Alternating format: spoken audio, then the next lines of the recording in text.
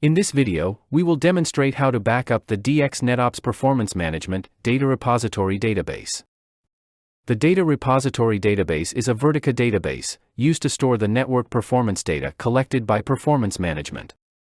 The performance data stored in the data repository is critical for monitoring the health of the network and responding to issues. Because the data is critical to monitoring the network, the data repository should be backed up daily.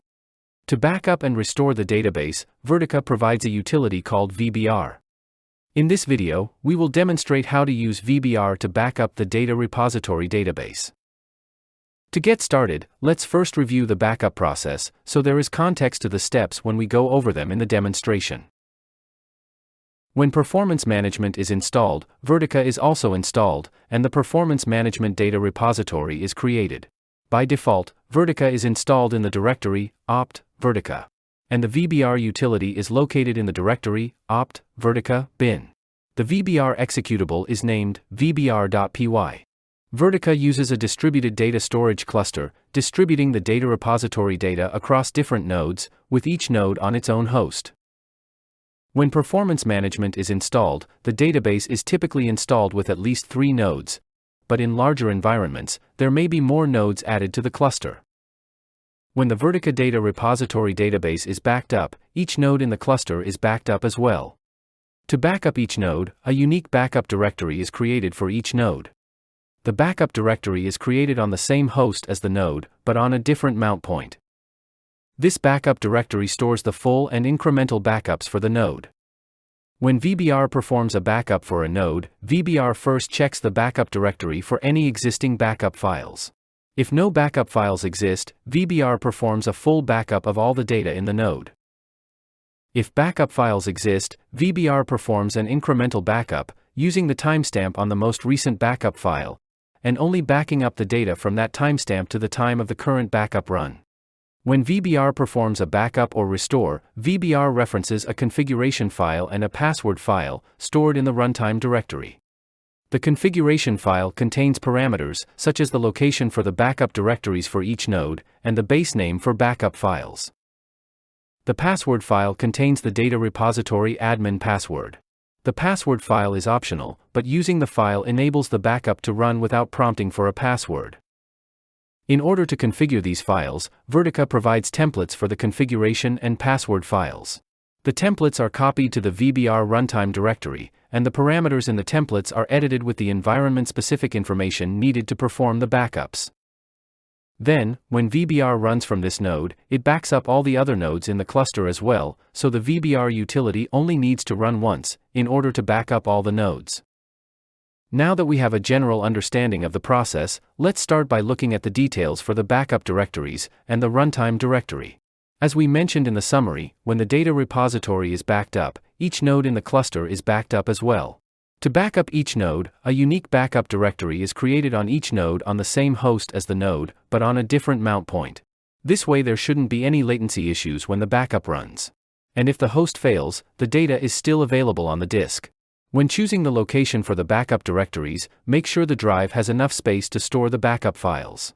The backup files can become very large, and if there is not enough space, VBR will not perform the backup.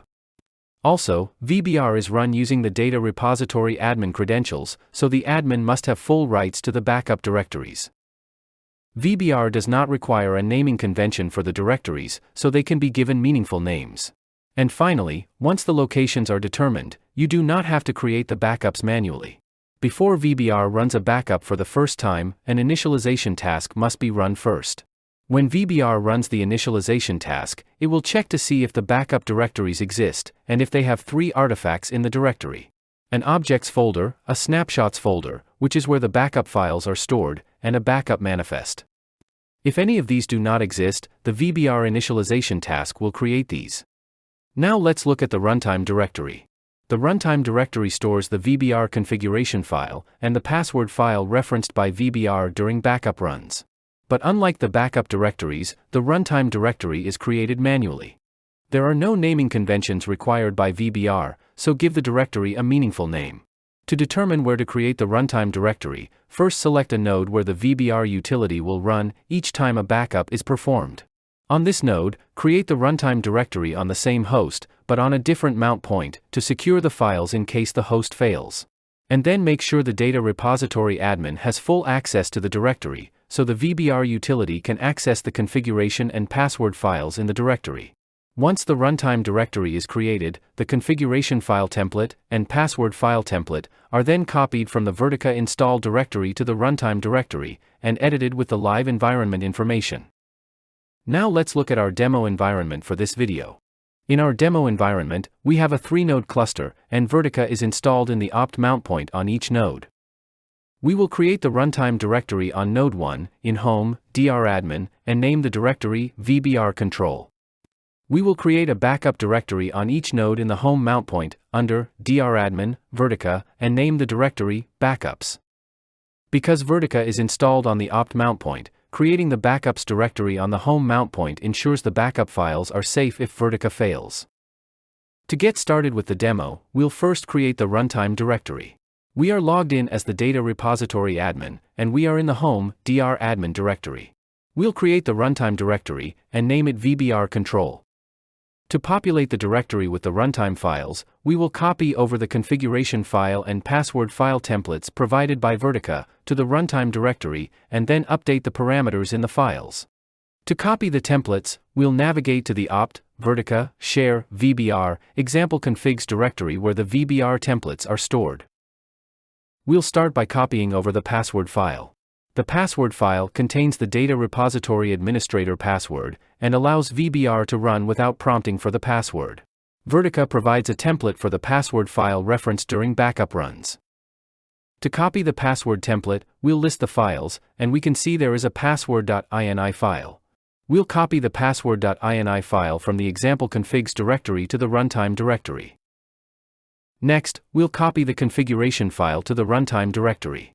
We will back up the data repository to a local disk on the host, so we will copy over the backup restore full local.ini file to the runtime directory. Now we'll navigate to the runtime directory and edit the password and configuration files. We'll start with the password file. In some cases, the password file may be read-only for the data repository administrator. If needed, change the permissions of the password file so the data repository admin has full access to the file. Next, we'll open the password file with the VI text editor. In the password file, we'll uncomment the DB password property by removing the semicolon before the property. In the DB password property, we'll enter the data repository administrator password, and then save and close the password file. Next, we'll secure the password file, so only the data repository administrator can access the file, using the chmod 600 command. And at this point, the password.ini file is done.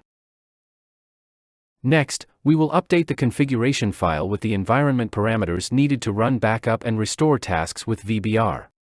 But before we edit the file, in order to point the VBR tool to the backup directories on the different nodes, we need to know the names of the nodes, and the host names or IP addresses for the nodes.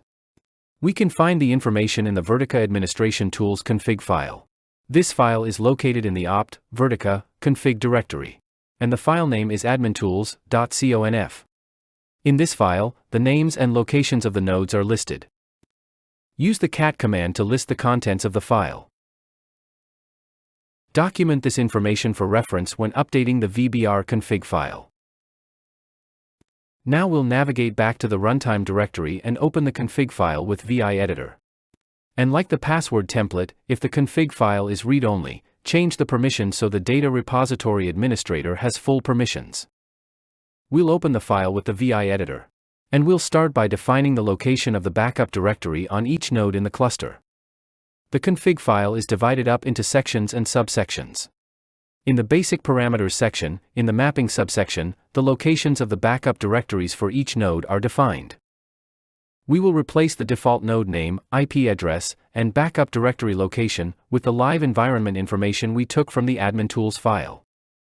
When VBR runs a backup, it will use the configuration file to determine where to store the backup files. If the backup directories do not exist already, VBR will create the backup directories during the initialization task and populate the directories with the objects and snapshot folders and the backup manifest. Next, we'll define the base file name for the backup snapshot files. This is defined by the snapshot name property in the basic parameters section, in the miscellaneous subsection. Unlike the node information, the snapshot name property is commented out. We'll uncomment the property by removing the semicolon before the property. Then we'll replace the default base file name with a meaningful name. Next, we'll update the password properties. There are two properties used to define password settings. DB prompt for password, which determines if VBR should prompt for a password or use a password file instead. And password file, which defines the path and file name for the password.ini file to use instead of prompting for a password. In the basic parameters section, in the database subsection, we'll uncomment the DB prompt for password property by removing the semicolon before the property and set the value to false. In the advanced parameters section, in the miscellaneous subsection, we'll uncomment the password file property by removing the semicolon before the property and replace the default value with the path and file name of the password file created earlier. The next parameter defines the number of backup snapshot files to keep. In the advanced parameters section, in the miscellaneous subsection, we'll uncomment the restore point limit property. VBR will keep the most recent backup, plus the number of backup files defined in the restore point limit property. So if we want to keep a week of backup files at all times, if the data repository is backed up daily, to retain a week of backup files, 7 backup files would need to be retained. By setting the restore point limit value to 6, VBR will retain the 6 most recent backups, plus the current backup, creating a total of 7 backup files, or 1 for each day of the week. And at this point, we are done editing the config file, and we can save and close it. And as a note, we've left the production config file name the same as the template name, but this can be changed to a meaningful name if needed. With the configuration file updated, the last step before running the first backup is to initialize the backup directories. To run tasks with VBR, you must be logged in as the data repository administrator. When the initialization runs, VBR refers to the configuration file in the runtime directory to determine the locations for the backup directories and then create the directories and the artifacts. The initialization task does not have to be run before every backup, just when there is a new set of backup directories, to make sure the directories are compliant with the VBR requirements. To run the initialization task, we'll enter the full path and file name for the VBR utility. In the task flag, we'll enter the value, init. And in the config file flag, we'll enter the full path to the runtime directory and the configuration file, then run the command. The initialization task has finished, and we can see the backup locations initialized message. And if we navigate to one of the backup directories, we can see the objects and snapshots folders and the backup manifest. So at this point, we are now ready to run the first backup. To run the backup, in the command we'll enter the path and VBR file name. In the task flag, we'll enter the value, backup. And in the config file flag, we'll enter the path to the runtime directory and the name of the config file. Then run the command. Because this is the first backup performed in the backup directory, there won't be any existing backup files in the directory, so VBR will perform a full backup of the data repository database. So with the backup finished, we can use the VBR list backup command to verify the backup files were created. The list backup command provides a list of all the backup files on each node, and is a quicker way to verify the existing backup files instead of manually looking at each backup directory individually. In the command, we'll enter the path to the VBR utility. In the task flag, we'll enter the value, list backup. And in the config file flag, we'll enter the path to the runtime directory and the name of the config file used to run the backup. And we can see the full backup file created for each node with the first backup run. Also notice the files have the base file name from the config file and the timestamp appended to the end of the file name, as well as the nodes the files were created on. Finally, if we need to delete backup files to create an empty backup directory, the VBR utility must be used to delete the files, in order to maintain the backup manifest accurately. The VBR remove command is used to delete the backups. In the command, we'll enter the path to the VBR utility. In the task flag, we'll enter the value, remove. In the config file flag, we'll enter the path to the runtime directory and the name of the config file used to run the backup. And we will add an archive flag with a value of all, which tells VBR to remove all the backup files. Next, we'll run the command, and then run the list backup command again, where we can see the backup files were deleted. In conclusion, as you work with VBR, keep in mind there are many ways to manage the backup process with VBR. In most cases, the processes can be automated using shell scripts and scheduled cron jobs, so these processes do not have to be managed manually each day. For more information on using the VBR utility that can be helpful with developing a backup process, visit docs.vertica.com and search for VBR. This concludes the video on how to back up the DX NetOps Performance Management Data Repository database.